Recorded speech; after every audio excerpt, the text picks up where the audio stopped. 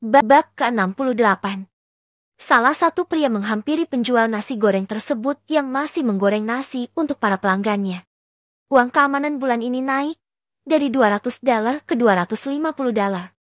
Kata salah satu pria yang sepertinya dia adalah preman di daerah sini. Bos, saya masih belum ada uang segitu untuk hari ini. Bagaimana kalau saya membayarnya dengan mencicil dulu? Kata penjual nasi goreng tersebut. Premanisme adalah hal biasa di negara ini. Para preman tersebut biasanya terafiliasi dengan kelompok mafia yang ada di negara Mesesland. Para kelompok mafia tersebut menguasai bar, kasino, dan beberapa bisnis ilegal lainnya. Mereka bisa tidak ditangkap oleh pihak berwajib, karena kelompok mafia setiap tahunnya memberikan uang kepada para pejabat negara yang membuat para petinggi negara Mesesland menutup mata akan hal itu. Melihat hal tersebut James pun geram. Penjual nasi goreng berjualan dari sore sampai dini hari dengan susah payah, tapi hasilnya diminta sebagian oleh para preman tersebut. Ting! Tuan mendapatkan misi untuk mengusir para preman tersebut dari tenda nasi goreng ini. Jika Tuan berhasil, Tuan akan mendapatkan hadiah dari sistem. Akhirnya yang ditunggu-tunggu oleh James akhirnya tiba, yaitu mendapatkan misi dari sistem. Tapi nasi goreng yang ia pesan masih belum habis. Dia harus memakannya dulu sampai habis, baru berurusan dengan para preman tersebut. James pun langsung mengambil suapan besar untuk menghabiskan seluruh nasi gorengnya dan beranjak dari tempat duduknya. Paman, bukankah perbuatanmu itu tidak baik? Paman penjual nasi goreng ini bekerja keras dari sore hingga malam untuk mencari pelanggan. Paman ini malah meminta uang $250 tanpa melakukan apapun. Kata James yang mendekati ketiga preman tersebut. Para pengunjung lainnya tidak berani ikut campur karena mereka tahu kalau ketiga preman tersebut adalah anak buah dari Jack, salah satu pimpinan gang mafia yang ada di kota Greenridge ini. Banyak rumor mengatakan kalau Jack adalah salah satu anak buah kelompok mafia terbesar di negara Mesesland dan Jack dipercaya memegang kota ini.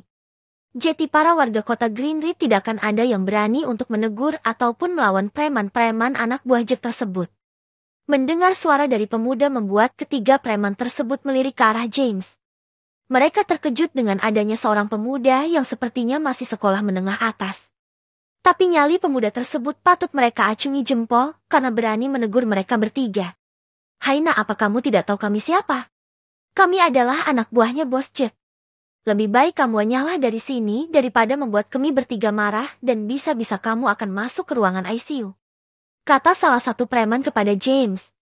Mereka tidak mempermasalahkan James, karena James masihlah muda dan mungkin awam di dunia orang dewasa. Mendengar hal tersebut James pun hanya tersenyum. Ternyata orang di depannya ini adalah anak buah dari ayahnya Jimmy.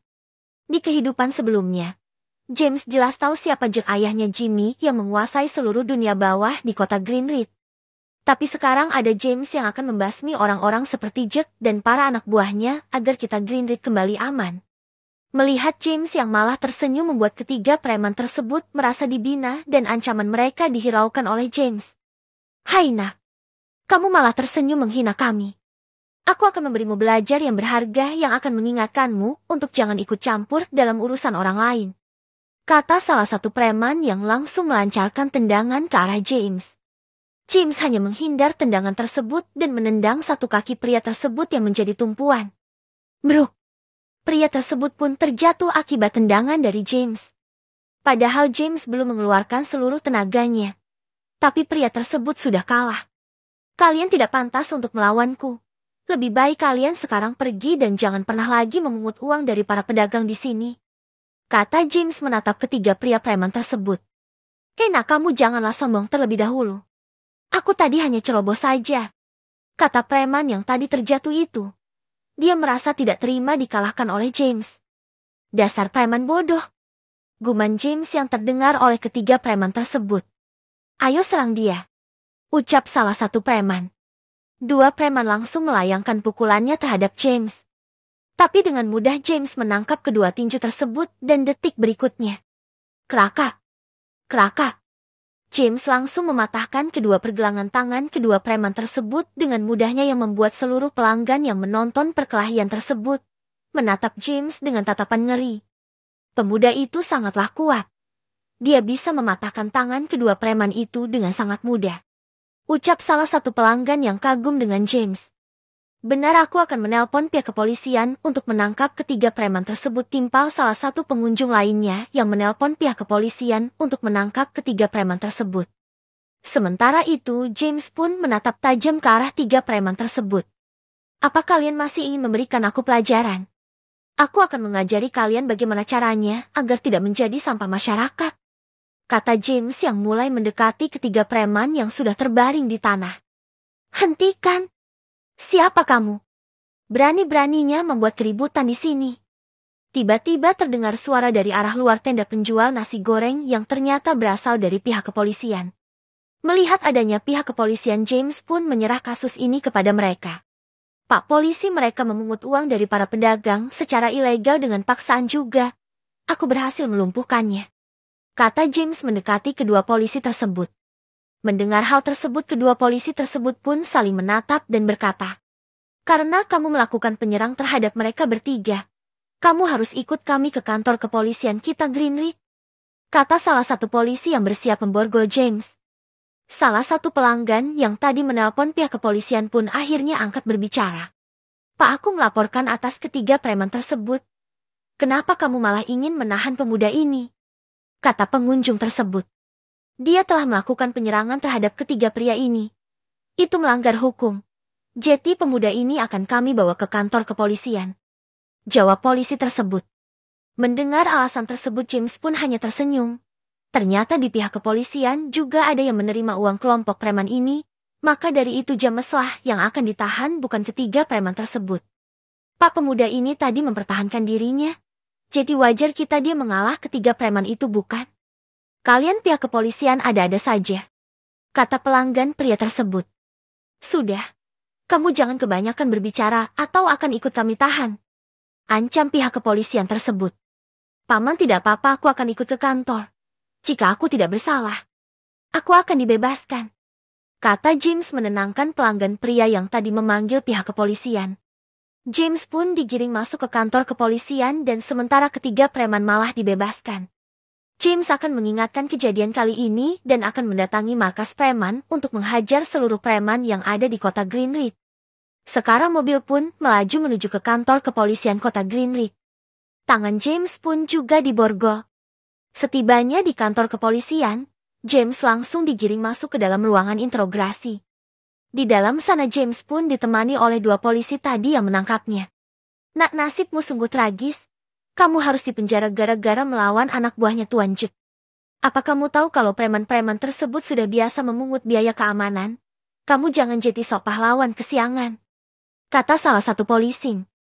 James hanya tersenyum dan berkata, benarkah aku menjadi pahlawan kesiangan? Kalianlah polisi yang tidak berkompeten yang seharusnya dicopot dari jabatan kalian sekarang, kata James. Teranggih.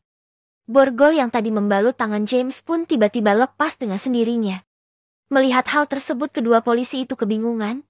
Hanya orang-orang yang memiliki tenaga dalam saja yang bisa melakukan hal tersebut. Apa jangan-jangan pemuda di hadapannya itu adalah seorang yang mampu menggunakan tenaga dalam? Bab ke-69. Siapa kamu? Tanya kedua polisi tersebut. Ada hal yang tidak boleh disinggung oleh pihak kepolisian adalah orang-orang dari keluarga tersembunyi dan juga orang-orang yang bisa menggunakan kekuatan tenaga dalam sampai ke tahap ekstrim atau ranah platinum ke atas.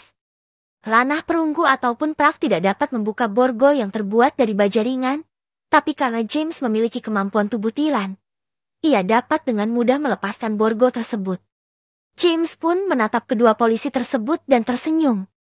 Siapa aku? Aku hanya calon mahasiswa biasa, Pak, jawab James. Kamu sebenarnya siapa? Kami akan membebaskanmu jika kamu berasal dari keluarga tersembunyi, tanya lagi pihak kepolisian tersebut.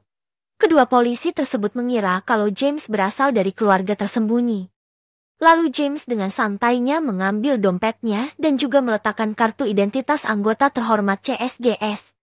Kedua polisi tersebut jelas tahu kartu anggota CSGS. Tapi yang dimiliki oleh James berbeda karena berwarna emas dengan lambang elang di bagian belakang kartu. Kedua polisi tersebut pun menelan ludahnya. Mereka telah memprovokasi orang yang salah. Polisi tersebut pun mengembalikan kartu James. Tuan, maafkan kecerobohan saya. Kesatu, ini semua salah Juk. dia menyuruh kita untuk melindungi anak buahnya. Kata polisi itu yang ketakutan dan meminta maaf kepada James. Kalian digaji oleh pemerintah negara ini.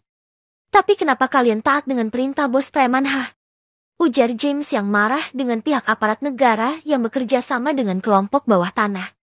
Plak. James pun langsung menampar pipi polisi itu. Plak. James juga menampar kedua polisi tersebut yang membuat kedua polisi itu mengeluarkan darah segar dari hidung mereka. Karena James menggunakan tenaganya untuk menampar mereka. Aku akan bilang ke atasan kalian atas hal ini. Aku ingin kalian berdua dipecat dari kepolisian. Kata James yang berjalan menuju ke pintu. Klek. Karena pintu terkunci, James pun langsung menghantamnya dengan kekuatan penuh. Bam. Pintu ruangan interogasi tersebut pun langsung jebol dan James pun keluar dari ruangan tersebut. Beberapa polisi yang mendengar suara tersebut pun langsung mengelilingi James. Siapa kamu? Tanya salah satu polisi. Dia ingin menodong pistol ke arah James. Tapi dia melihat James yang bisa dengan mudah menjebol pintu logam itu dengan mudah yang menandakan kalau James adalah salah satu orang yang bisa menggunakan kekuatan tenaga dalamnya. Jadi polisi tersebut bertanya terlebih dahulu kepada James. Dengan nada ketakutan dan tidak jeti menodongkan pistolnya. Aku anggota CSGS, kedua polisi yang ada di dalam orang yang membantu preman di jalanan. Aku ingin mereka berdua dipecat. Aku ingin bertemu dengan pimpinan kalian. Jawab James yang memperkenalkan diri sebagai anggota CSGS. Untung saja dia menerima ajakan dan Darren dan juga Walter. Dengan kartu anggota CSGS bisa mempermudah hidupnya di negara Mesesland. Mendengar kata CSGS, seluruh polisi yang berkumpul pun terkejut. Mereka terkejut karena James masihlah sangat muda tapi sudah menjadi anggota satuan elite. Baik tuan, saya akan memanggil kepala kepolisian kota Greenridge. Jawab salah satu polisi yang langsung bergegas memanggil pimpinannya. Lalu salah satu polisi berinisiatif untuk menjamu James di ruangan tamu khusus yang ada di kantor kepolisian tersebut. Tuan, mari ikut saya. Saya akan membuat teh untuk Anda, sambil menunggu pimpinan kami. Kata polisi tersebut. James pun menganggukkan kepalanya dan mengikuti polisi tersebut menuju ke salah satu ruangan yang ada di sana. Sementara itu di ruang kepala kepolisian kota Greenridge. Tiba-tiba pintu ruangan tersebut terbuka. Tuan O'Ryan, gawat, ada salah seorang anggota CSGS yang datang ke kantor kita. Sepertinya salah satu anggota kita telah memprovokasinya terlebih dahulu. Saat ini dia ingin bertemu dengan Anda, Tuan O'Ryan. Kata salah satu anak buahnya yang tiba-tiba masuk ke dalam ruangan tersebut. Mendengar hal tersebut, O'Ryan pun mengerutkan keningnya dan bergegas menuju keluar dari ruangannya. Cepat antar aku menemui anggota CSGS itu. Jangan sampai ia marah dan menghancurkan seluruh kantor kita. Kata O'Ryan. Dia sangatlah takut dengan anggota CSGS yang memiliki wewenang untuk membunuh orang di tempat jika benar-benar bersalah. Sementara itu, James berada di ruangan ber-AC yang sangat nyaman. Ia duduk di sofa yang ada di ruangan tersebut dan salah satu polisi menghidangkan teh untuk James. Tuan, silahkan dinikmati dulu tehnya sambil menunggu kedatangan Tuan O'Ryan yang menjadi kepala polisi di kota Greenridge ini, kata polisi tersebut menghidangkan teh untuk James. Terima kasih, jawab James. Ia tadi belum minum, setelah minum teh dan bahkan ia belum membayar penjual nasi goreng tadi. James pun menyeruput secangkir teh tersebut. Seru. Memang enak malam-malam begini minum teh hangat. Gumam James.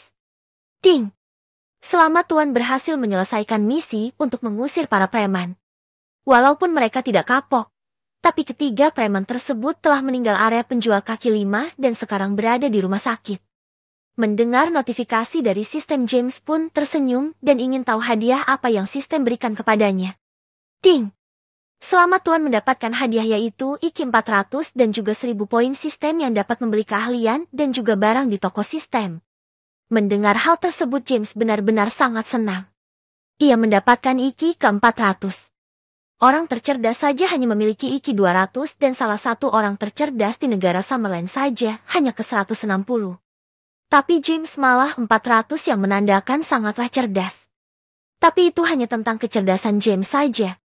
Ia masih memerlukan waktu untuk mempelajari ilmu pengetahuan di dunia ini jika ingin seperti para profesor ataupun ilmuwan.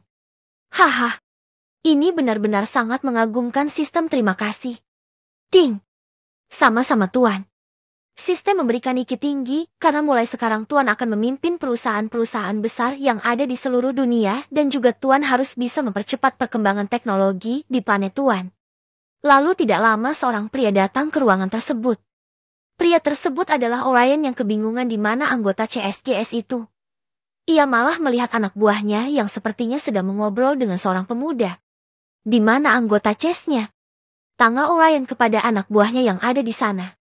Tuan Orion. Tuan inilah anggota CSGS. Jawab anak buahnya yang tadi menyajikan teh untuk James. Orion terkejut dengan seorang pemuda yang menjadi anggota CSGS. Dia tidak percaya begitu saja. Maaf, bukannya aku tidak percaya. Apa aku bisa melihat kartu anggota Anda? Tanya Orion meminta kartu anggota CSGS James. James pun langsung mengeluarkan tekanannya. Wush! Padahal ruangan tersebut ruangan tertutup, tapi angin berhembus kencang di sekelilingnya James yang membuat Orion langsung ketakutan.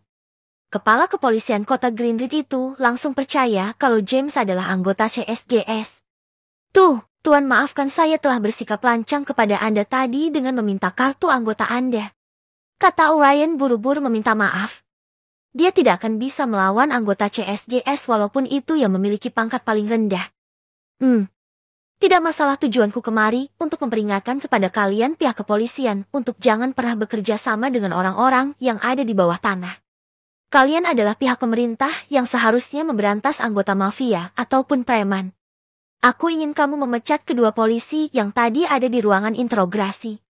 Kata James memperingatkan kepadamu Orion untuk jangan pernah bekerja sama dengan kelompok bawah tanah. Karena tekanan yang begitu mengerikan Orion pun susah untuk menjawabnya. Baik Tuan. Kamu akan memberantas para preman di kota ini. Jawaban Orion yang terbata-bata. James pun menganggukkan kepalanya. Baik, terima kasih sudah memberikan aku teh. Oh ya, apa kalian bisa mengantarkan aku ke tempat kalian tadi menangkapku? Kata James yang meminta tolong kepada pihak kepolisian untuk mengantarkannya ke tempat penjual nasi goreng tadi untuk membayar makanan yang tadi sudah ia makan habis. Bab ke-70. Orion pun mengantarkan James pulang ke rumahnya. Tapi sebelum pulang Orion membayar nasi goreng yang tadi dimakan oleh James. Ia membayar uang lebih kepada penjual nasi goreng tersebut sebagai ucapan minta maaf karena anak buahnya menangkap James. Orion benar-benar terkejut setelah berhenti di salah satu rumah paling mewah di perusahaan Bougainville Hills. Hanya para orang kaya di kota ini saja yang bisa membeli rumah di sini. Apa Anda tidak mampir dulu ke rumah saya? Tanya James menawari Orion untuk mampir dulu ke rumahnya. Tidak usah Tuan. Saya akan langsung kembali ke kantor saja. Sekali lagi saya meminta maaf kepada Anda. Jawab Orion yang menolaknya. Mobil Orion pun meninggalkan kediamannya James. James pun masuk ke dalam rumahnya. Tuan James. Kenapa Anda tadi lama sekali? Saya dan rekan-rekan lainnya khawatir dengan Anda. Kata Dexter yang merasa khawatir dengan keselamatan James. Oh, aku tadi makan nasi goreng dan mengunjungi kantor kepolisian karena ada urusan. Kalau begitu aku masuk dulu Dexter. Jawab James. Ia sudah mengantuk dan langsung masuk ke dalam rumah.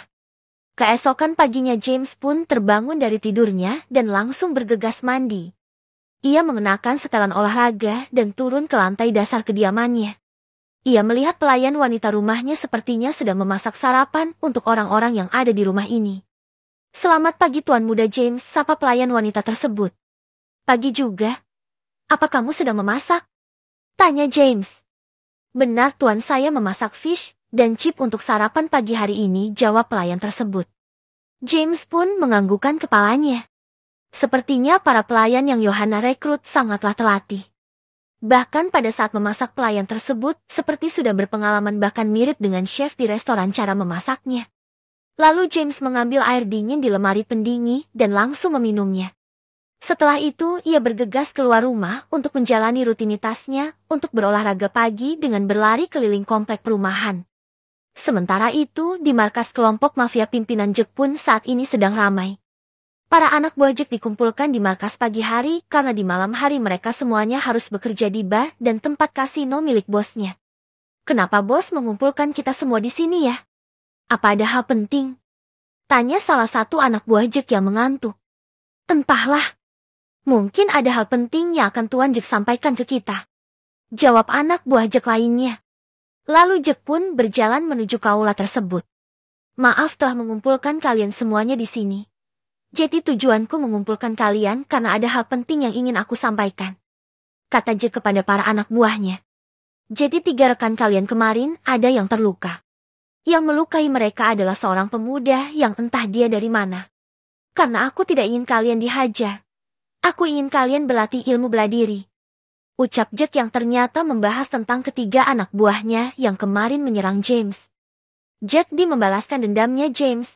Karena dia mendapatkan kabar kalau James sudah dibawa oleh pihak kepolisian.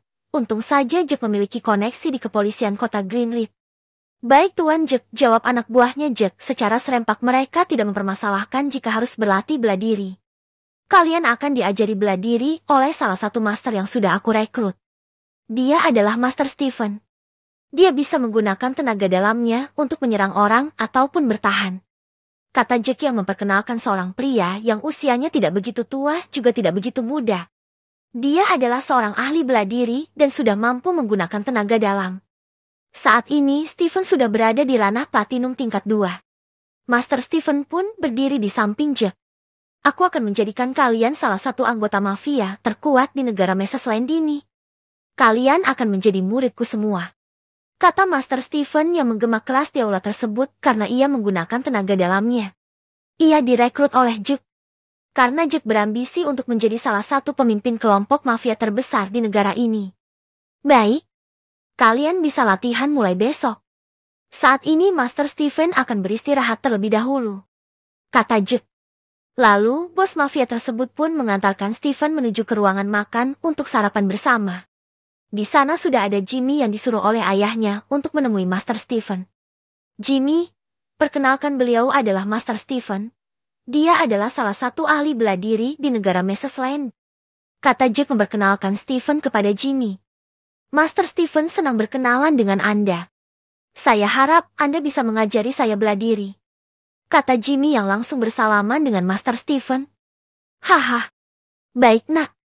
Kamu akan menjadi salah satu murid khususku, karena ayahmu telah membayarku sangat mahal. Ucap Stephen sambil menepuk pundak Jimmy. Tuan Stephen silakan duduk, saya akan menyiapkan sarapan untuk Anda. Kaya Jack mempersilahkan Stephen untuk duduk. Lalu beberapa pelayan Jack pun datang dan menghidangkan beberapa makanan khusus untuk Stephen. Master Stephen silahkan dinikmati, kata Jimmy yang menunggu Stephen makanan duluan baru dia dan ayahnya yang makan setelah Stephen. Stephen pun makan dengan lahap. Dia memang tidak pernah makan makanan seenak ini di dalam hidupnya. Stephen adalah salah satu mantan anggota CSGS yang pensiun. Kebanyakan dari pensiun pasukan khusus banyak yang menyambung identitasnya karena takut kalau ada yang tahu tentang kekuatan mereka bakalan banyak orang yang mengincar nyawa mereka. Termasuk Stephen.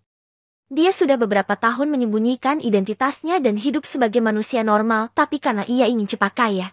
Ia pun mendatangi klub tinju milik Jack Ian langsung menunjukkan kekuatan aslinya yang membuat Jack sungguh terkesan. Tanpa pikir panjang Jack merekrut Stephen dan diberikan banyak sekali fasilitas untuk Stephen.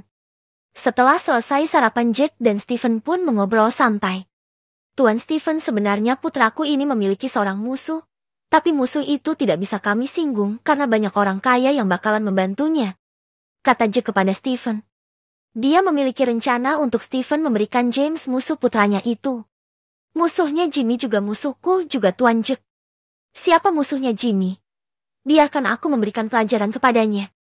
Kata Stephen yang bersemangat, dia sudah lama tidak berkelahi lagi. Dia adalah pemilik yayasan Universitas Duke Tuan Stephen. Namanya adalah James.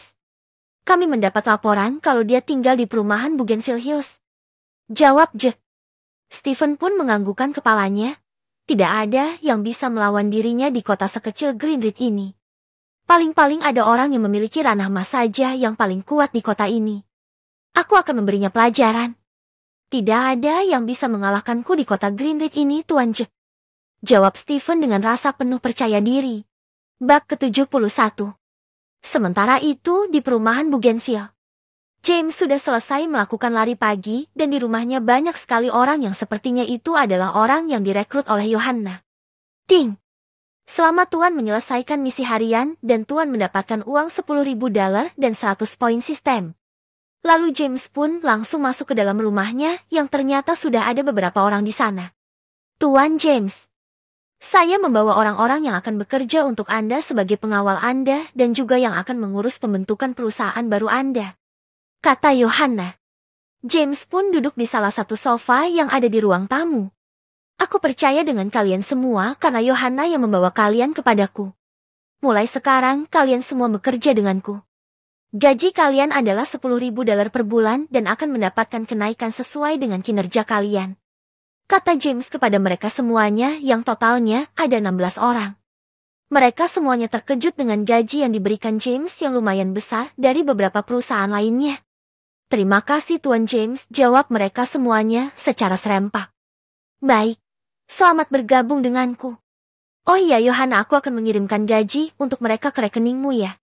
Nanti kamu transfer ke mereka semua, kata James yang langsung mentransferkan uang $160.000 ke rekening Yohanna. Di masa depan kamu langsung gaji pengawal dan pelayan rumah dari uang perusahaan. Lalu untuk keuntungan yang sudah dipotong gaji para karyawan baru transfer ke rekeningku. Aku ingin seluruh keuangan perusahaanku dikirimkan ke rekening ban perusahaan baru kita, ucap James. Dia tidak ingin repot-repot mengurusi gaji orang-orang yang bekerja untuk dirinya. Jadi ia akan mengambil uang perusahaan untuk menggaji orang-orang yang bekerja untuknya. Baik Tuan James. Lalu perusahaan Anda nantinya bernama apa? Nanti saya dan Kimberly akan segera mendaftar perusahaan baru, tanya Yohanna. Tuannya itu belum memberikan nama perusahaan tersebut. James diam sejenak. Dia pun memikirkan nama apa yang cocok untuk menjadi nama perusahaan induknya. Archer Company bagaimana? Itu adalah nama keluargaku, jawab James yang memberikan nama perusahaan induknya dengan nama keluarganya. Ia juga berharap perusahaannya itu menjadi perusahaan terbesar dan terkaya di seluruh dunia seperti Verinic The Mesesland Company yang dulu pernah menjadi perusahaan terkaya di seluruh dunia yang ada di negara Mesesland. Baik, nantinya perusahaan baru tersebut akan dipimpin oleh Kimberly. Dia adalah salah satu lulus terbaik di jurusan bisnis, kata Yohanna memperkenalkan sahabatnya yang bernama Kimberly. Tuan James, saya tidak akan mengecewakan Anda, kata Kimberly kepada James. Sementara itu, James yang melihat ke arah Kimberly pun diam sesaat karena menggangumi kecantikan dari Kimberly seperti boneka hidup. Iya Kimberly, aku percaya kepadamu, kata James yang terpecah lamunannya. Oh, iya Yohanna, bagaimana dengan lahan di daerah pinggiran kota Greenridge? Tanya James. Dia ingin segera mengamankan lahan tersebut. Harga per meter persegi mencapai $100.000 Tuan James. Jika keseluruhan dibeli mencapai $9 miliar dan mungkin akan menjadi tempat pengeboran minyak terbesar di negara Mesesland ini, jawab Yohanna.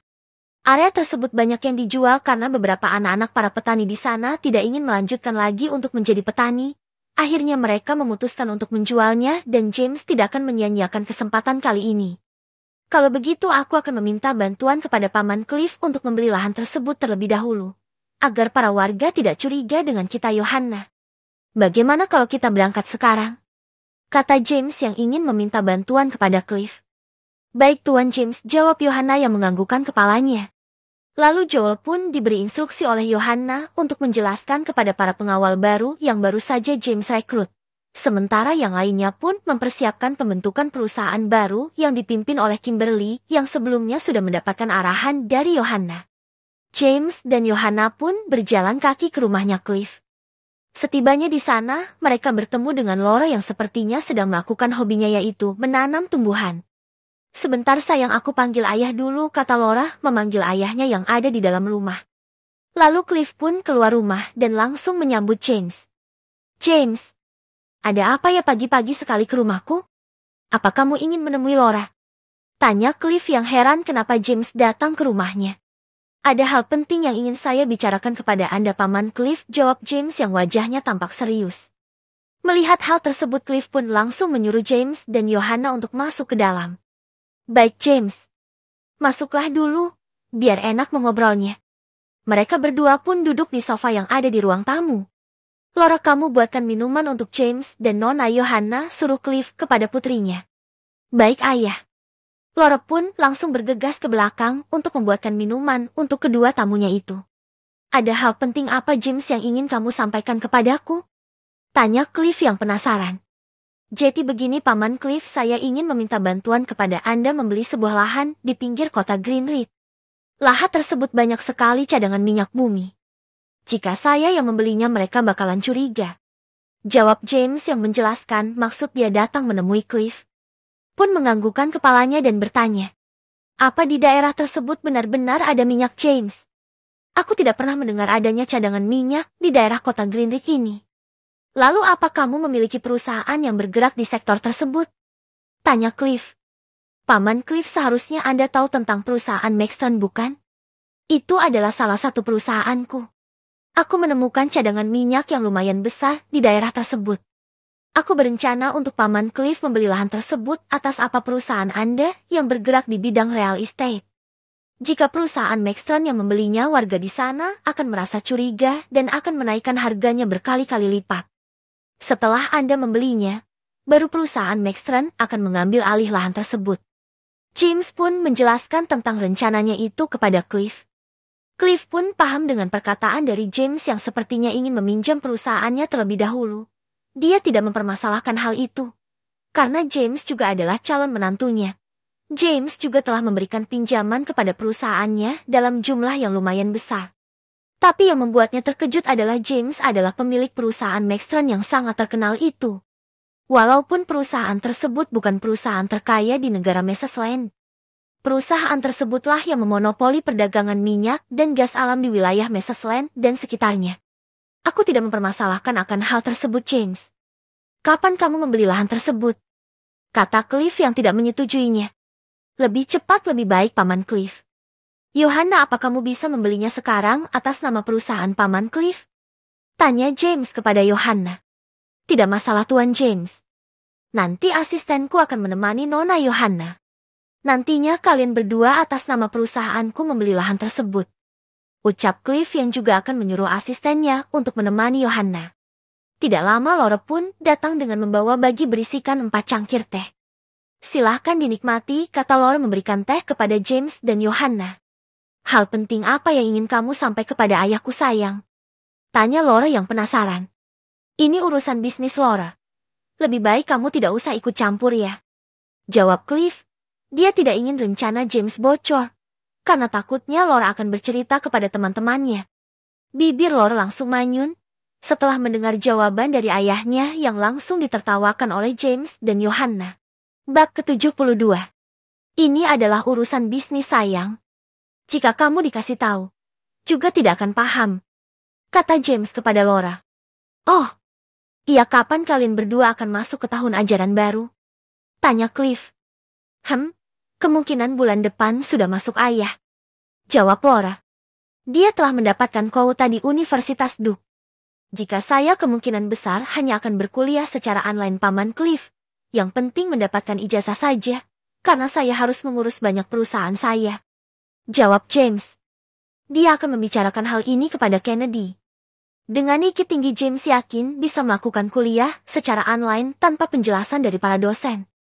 Bahkan mungkin James bakalan lebih cerdas ketimbang para dosen di Universitas Duke. Akhirnya mereka berempat pun mengobrol santai membahas tentang mata kuliah apa saja yang ada kampus nanti. Karena Yohanna memiliki pengalaman di Universitas Duke, dia banyak menjelaskan kehidupannya dulu saat melanjutkan studi di Universitas Duke. Mendengar perkataan dari Yohanna membuat Laura lebih bersemangat untuk melanjutkan studi di Universitas Duke dan dirinya tidak akan kalah dengan Yohanna di masa depan. Sementara itu, di Star Mansion yang menjadi markas Kementerian Pertahanan Negara Massachusetts sedang diadakan rapat antara Kementerian Pertahanan yang dipimpin oleh Walter dan Universitas Duke yang dipimpin oleh Kennedy. Mereka membahas tentang proyek kerjasama pembuatan rudal yang memiliki kecepatan hypersonic. Tapi pihak Universitas Duke dan para profesor di sana masih mengalami kebuntuan dan rudal yang mereka ciptakan hanya memiliki kecepatan maksimal supersonik saja yang masih jauh dari target yang diminta oleh Kementerian Pertahanan. Sebelumnya saya meminta maaf kepada Kementerian Pertahanan. Karena tidak berhasil mewujudkan sebuah rudal yang mampu melesat ke kecepatan hypersonic. Menurut para ahli kami memerlukan waktu 10 tahun ke depan, jika kita ingin mewujudkan sebuah rudal tersebut. Kata Kennedy. Dia memimpin delegasi dari Universitas Duke di rapat kali ini. Hanya 3 negara saja yang memiliki rudal berkecepatan tinggi mencapai kecepatan hypersonic itu. Untuk negara Mesesland hanya mampu memproduksi massal rudal berkecepatan subsonik saja yang tertinggal dari negara lainnya. Mesesland mau tidak mau harus mempercepat modernisasi senjata-senjata. Karena keadaan di dunia ini memanas karena saling berebut wilayah dan dominasinya. Apalagi Mesesland sedang bersitegang dengan negara Highland yang menjadi tetangganya. Kami juga paham akan hal tersebut, Tuan Kennedy. Walaupun kecepatan supersonik, Kementerian Pertahanan sudah puas akan hal itu. Kita akan memulai memproduksi massal rudal tersebut dan menempatkannya ke daerah-daerah perbatasan kita dengan negara Highland. Ucap Welter yang paham akan hal itu. Cita-citanya adalah menjadi Mesesland menjadi negara yang setara dengan negara Summerland. Tapi itu harus didukung oleh para rakyat Mesesland lainnya. Oh, iya, kita akan memulai proyek bersama lagi, yaitu pengembangan pesawat jet tempur generasi kelima. Kita harus menyusul negara-negara di luaran sana. Ucap Welter. Setelah rudal, ia akan memperkuat negaranya ini dengan pesawat buatan dalam negeri. Mendengar hal tersebut, Kennedy pun sungguh terkejut. Negara Mesesland hanya mampu memproduksi pesawat sipil atau penumpang saja. Tapi saat ini Kementerian Pertahanan malah meminta sebuah pesawat generasi kelima. Tuan Welter, kita tidak berpengalaman dalam hal pesawat jet tempur. Kita memerlukan kerjasama dengan perusahaan asing ataupun negara yang sudah mampu memproduksi pesawat jet tempur. Kata Kennedy yang pesimis akan hal tersebut. Aku sudah tahu akan hal tersebut, Tuan Kennedy. Maka dari itu, saat ini anggota kami dari LIM sedang melaksanakan misi untuk mencuri teknologi dari negara Gorion yang memiliki kerjasama dengan negara Summerland. Jawab Welter yang ternyata sudah mengirimkan anggota lembaga intelijen negara untuk mencuri data pesawat jet tempur dari negara lain. Dia menghalalkan segala cara untuk menjadikan negaranya menjadi salah satu negara terkuat di seluruh dunia. Berarti kita melakukan reverse engineering dari pesawat yang sudah ada, Tuan Welter? Tanya Kennedy. Reverse engineering adalah melakukan pengamatan terhadap desain dan cara kerja suatu benda yang sudah ada lalu menirunya dan melakukan beberapa perbaikan kepada desain yang sudah ada. Benar seperti yang Anda katakan, Tuan Kennedy. Tapi kita memerlukan beberapa insinyur tambahan untuk proyek itu. Aku ingin Universitas Duke menambah kembali insinyur baru, kata Walter. Kennedy pun diam sejenak. Dia tidak bisa memutuskan untuk menambah insinyur baru begitu saja dan harus meminta izin terlebih dahulu dengan James. Tuan Welter, kami pihak Universitas Duke akan membicarakan hal ini lebih lanjut di waktu yang akan datang. Karena saya tidak bisa memutuskan hal ini dan harus meminta izin kepada Tuan Muda James. Jawab Kennedy. Welter dan petinggi Kementerian Pertahanan yang lainnya pun menganggukkan kepalanya. Kalau begitu aku juga akan ke kota Greenridge. Karena pada saat produksi massal rudal baru memerlukan tanda tangan dari James. Jadi aku akan mengunjunginya. Apalagi saat ini James menjadi anggota terhormat CSGS. Ujar Welter. Kennedy pun terkejut. Ternyata tuan mudanya adalah anggota pasukan khusus negara ini. Baik. Kalau begitu, Tuan Welter, kami izin berpamitan karena ada suatu hal lainnya yang harus kita kerjakan. Ucap Kennedy yang berpamitan kepada para petinggi Kementerian Pertahanan. Setelah meninggalkan Star Mansion, Kennedy segera menghubungi James. Selamat pagi, Tuan James. Maaf mengganggu waktu Anda. Apa Anda hari ini sibuk? Tanya Kennedy yang berhasil menghubungi James. Tidak sibuk, aku sedang ada di rumah Kennedy. Apa ada masalah? Jawab James di seberang telepon. Begini, Tuan James. Ada hal penting yang ingin aku sampaikan kepada Anda nanti setelah saya tiba di kota Greenridge. Apa Anda bisa datang ke Universitas Duke nanti agak siangan? Kata Kennedy meminta James datang ke kampus. Tidak masalah. Nanti aku akan mengunjungi kampus. Juga ada hal penting yang ingin aku sampaikan kepada kamu nanti. Baik, terima kasih Tuan James. James pun langsung menutup teleponnya. Siang harinya James pun datang ke Universitas Duke dengan ditemani oleh Johanna. Dia bingung kepada Kennedy ingin bertemu dengannya dan hal penting apa yang ingin dia sampaikan. Scott pun langsung mengantarkan James dan Johanna menuju ke ruangan Kennedy. Scott tadi sudah diberitahu oleh Kennedy tentang kedatangan dirinya dan juga James yang akan membahas hal penting. Oh, iya Scott. Apa kamu tahu Kennedy ingin memberitahu hal penting apa? Tanya James kepada Scott. Mungkin rektor Universitas Duke itu tahu. Kemungkinan besar membahas tentang kerjasama kita dengan Kementerian Pertahanan Tuan James yang sedang mengerjakan rudal baru untuk Mrs. Lane, jawab Scott. James pun menganggukkan kepalanya. Ternyata masalah itu. Tidak lama Kennedy pun tiba di ruangan tersebut. Ia baru saja perjalanan bolak-balik ke kota Jarvis lewat perjalanan darat. Tuan James, maafkan saya karena membuat Anda menunggu. Ucap Kennedy kepada James. Tidak masalah. Aku juga baru saja tiba. Kennedy pun langsung duduk di salah satu yang ada di sana. Jadi tujuan saya meminta Anda datang kemari adalah untuk memberitahu Anda tentang kerjasama kita dengan pemerintah Mrs. Lane, Tuan James, kata Kennedy yang mulai menjelaskan kepada James. Aku sudah tahu tentang hal itu, Kennedy. Lalu? Tanya James. Dia sudah mengetahui hal tersebut. Jadi Kennedy tidak usah menjelaskan lagi dan langsung ke intinya saja. Jadi dalam waktu dekat rudal tersebut akan diproduksi massal dalam waktu dekat. Kementerian Pertahanan juga meminta kita untuk menambah para insinyur kita untuk proyek baru yaitu proyek pengembangan pesawat generasi kelima. Jawab Kennedy. Ia menjelaskan tentang proyek baru dari pemerintah negara Mrs. Lane.